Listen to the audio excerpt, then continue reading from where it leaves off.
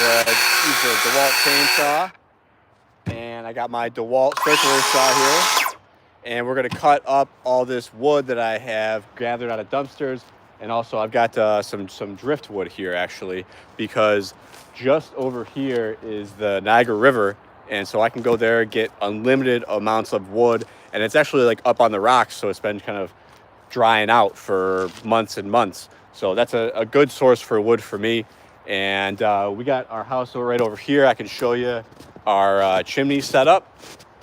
And it's we had to do a little bit of modification. Okay, there it is right there. You can see it's pretty high up, and it's actually got a cap which prevents downdrafts when we get really high wind. And I keep all of my wood right up here on the porch, and I really just didn't have enough this year. I dropped the ball, really. We've got some oak right here that I picked up a truckload of from a friend just a couple days ago, and we're already probably burned through like half of it actually, because it's been chilly here. It's like 15-20 degrees every day. So but next year I'll do a better job of actually getting more wood stacked up there, and who knows, we might be even in a different house by then, and we'd have more room to store stuff and maybe an even more efficient stove. But a lot of the wood in the truck over here is pine, and you'll have a lot of people tell you that you can't burn pine inside because of creosote buildup, and they're probably using these old wood stoves that are super drafty and just very inefficient. So the fire is either like it's run in a, if they run it overnight, they're kind of smothering it, and but if they're burning it hot enough, man, I'm going off track here. Pine is okay in an efficient stove like we have, and if you're worried about the creosote, then just make sure you clean it more often. But creosote results from burning wet wood, and this stuff is inherently dry. It's coming out of Home Depot or some demolition project, so it is dry as a bone. So you don't have to worry, because creosote comes from wet wood, or it comes from having like a very low temperature fire because the chimney gets too cool and it condenses. Cool.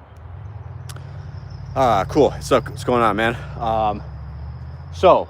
I got the electric chainsaw here. I'll use that for the driftwood, and I got the circular saw to cut up all the 2x material. And then actually right here we got our stainless steel ultrasonic cleaning tank that I'm probably just gonna end up using it as a table, but I gotta look it up and maybe see if it's worth something as a resale value. And actually you can see the front of my ladder rack there, but I had to take the back off. We were going through a parking garage, and the back bumped one of the little bumper things, and I'm like, that's just like a suggestion, it'll be fine. And I'm going through the parking lot, or the parking ramp, and I'm clearing the concrete by like inches, and then scrape, and it starts it just god awful sound, and I had to back up and actually take the whole thing off. Luckily it just comes off with bolts, but I actually did damage the rack here. If you can see how bent down this portion is. So when I reinstall that, I'm gonna have to do some finessing to get it to go on right. But yeah, the truck's charging up fine in the snow. We're charging on 120 volt right here. This is the EV F-150. This is our charge right here.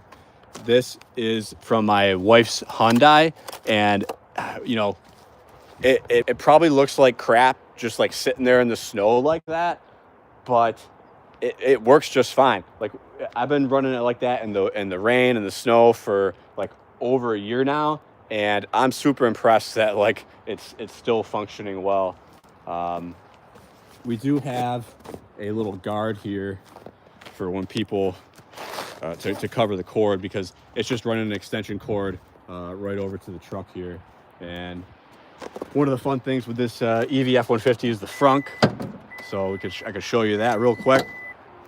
Got the baby stroller in here, but there's a lot of room. It's got the 4 outlets right here, and a USB-C and a USB.